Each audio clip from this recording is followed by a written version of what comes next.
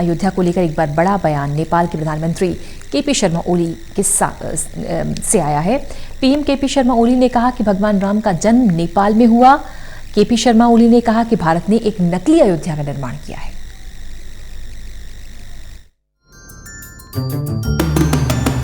अयोध्या, राम की अयोध्या, वो अयोध्या जहां सब लोग मिलजुल कर रहते हैं, जहां कभी युद्ध नहीं होता। अभी कुछ ही दिन तो हुए हैं कोर्ट के फैसले को, जब ये कहा गया कि अयोध्या में भगवान राम का मंदिर बनेगा। लेकिन अगर आपसे कोई कहे कि अयोध्या असली नहीं है तो आप क्या सोचेंगे?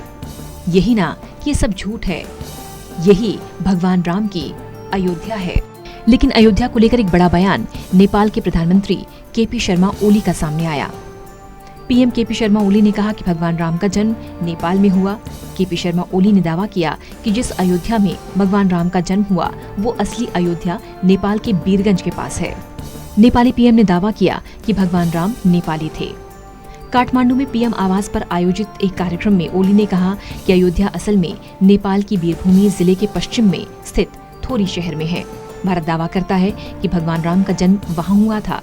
उसके इसी लगातार दावे के कारण हम मानने लगे हैं कि देवी सीता का विवाह भारत के राजकुमार राम से हुआ, जबकि असलियत में अयोध्या बीरभूमि के पास स्थित एक गांव है।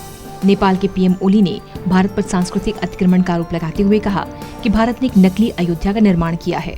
उन्होंने दावा किया कि वाल्मीकि आश्रम नेपाल में है और वो पवित्र स्थान जहाँ राजा दशरथ ने पुत्र जन्म के लिए यज्ञ किया वो ऋद्धि है। दशरथ पुत्र राम एक भारतीय नहीं थे और अयोध्या भी नेपाल में है।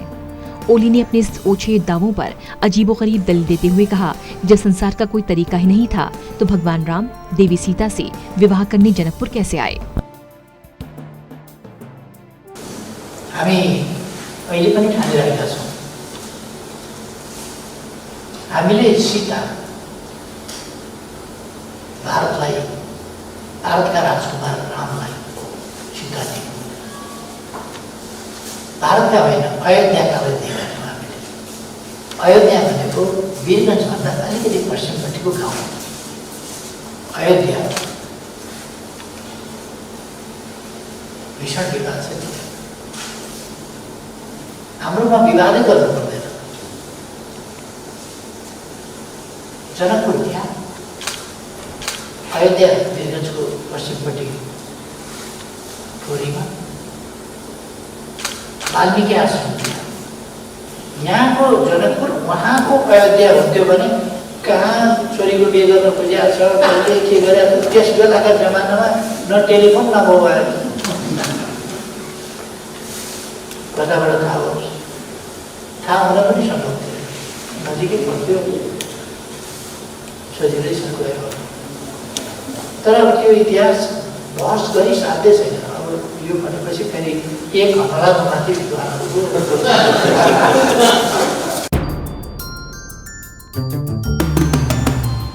नेपाली पीएम के बयान पर नेपाल की राष्ट्रीय प्रजातंत्र पार्टी के नेता कमल थापा ने कड़ी आपत्ति जाहिर की। उन्होंने ट्वीट कर कहा कि ऐसा लगता है कि पीएम ओली भारत और नेपाल के रिश्ते बिगाड़ना चाहते हैं, जबकि उन्हें तनाव कम करने के लिए काम करना चाहिए। नेपाल के पीएम के बयान पर अयोध्या के महंतों ने निशाना साधा। आइए आपको सुनवाते हैं कि पीएम केपी शर्मा ओली के बयान पर क्या कहना है। राम जी यहाँ अयोध्या में ही जन्मे हैं और जहाँ राम जी है वहाँ सरजू ही हैं। जितनी दूर सरजू के ठीक जहाँ रामलला जी थे वहाँ ठीक उत्तर सरजू जी थी, तो मुख्य अयोध्या सरजू ही अयोध्या ही है। राम जी वास्तव में अयोध्या में पैदा हुए हैं। नेपाल के प्रधानमंत्री केपी ओली ने जो बयान दिया है, मैं जगत गुरु परमहंस आचार्य पीठ श्री तपस्वी जी की छावनी अयोध्या से उसकी घोर निंदा करता हूं। और नेपाल हिंदू राष्ट्र था, नेपाल और भारत से रोटी बेटी का संबंध था।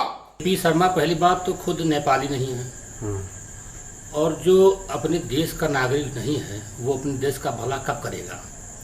केपी शर्मा जी पूरे नेपाल को पाकिस्तान की तर्ज पर भिखारी बनाने तुले हुए हैं। आज नेपाल की जनता को धोखा दे रहे हैं। चीन ने नेपाल के 2 दर्जन से अधिक गांव पर कब्जा कर रखा है।